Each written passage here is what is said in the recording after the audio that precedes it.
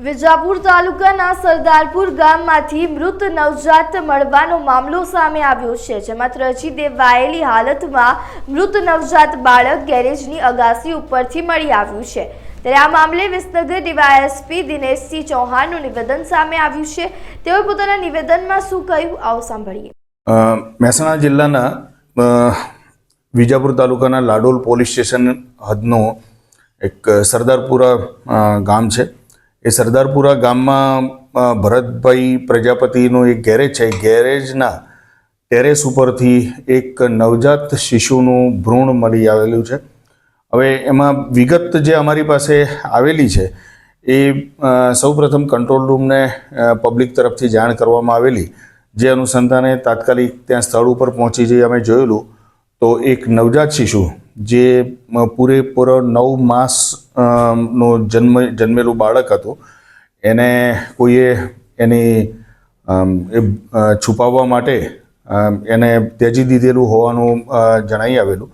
એને ત્યાં રખડતા કૂતરાઓ જે જગ્યાએ આ ભ્રૂણ દાટેલું અથવા ફેંકેલું હતું ત્યાંથી આ કૂતરાઓ એને લઈ આવેલા અને બાળકના નીચેનો જે ભાગ છે એ આખો કૂતરાઓએ ફેંદી નાખેલો।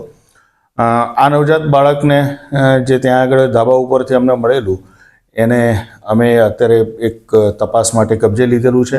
ફોરેન્સિક સાયન્સ લેબોરેટરીના અધિકારીઓને સ્થળ ઉપર બોલાવી અને એનું જે પીએમ કરવામાં આવેલું છે ડૉક્ટરશ્રી દ્વારા, તો એમાં જાણવા મળેલું કે એ 9 માસનું પૂરું વિકસિત બાળક હતું અને કોઈ સ્ત્રીએ એ બાળક ત્યજી દીધેલું હોવાનું જાણવા મળેલું।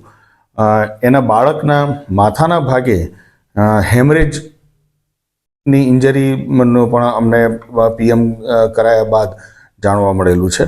આ બાબતે અમે BNS ની કલમ 94 મુજબ ગુનો દાખલ કરેલો છે અને આ બાળક કોણે ત્યજી દીધેલું, ક્યાં દાટેલું અથવા ફેંકી દીધેલું છે એ દિશામાં પણ અમે અત્યારે હાલ અમારી તપાસ ચલાવી રહ્યા છીએ। બાળકની હત્યા કરીને ફેંકી દીધો લાગે?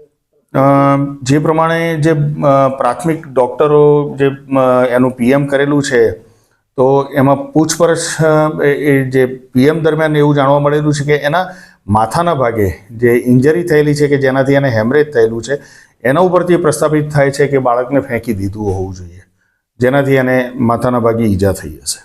આ બાળકના માતા પિતા કોણ છે? હાલમાં અમે એ દિશામાં તપાસ કરી રહેલા છીએ, પણ એમાં કોઈ સ્ત્રી એનો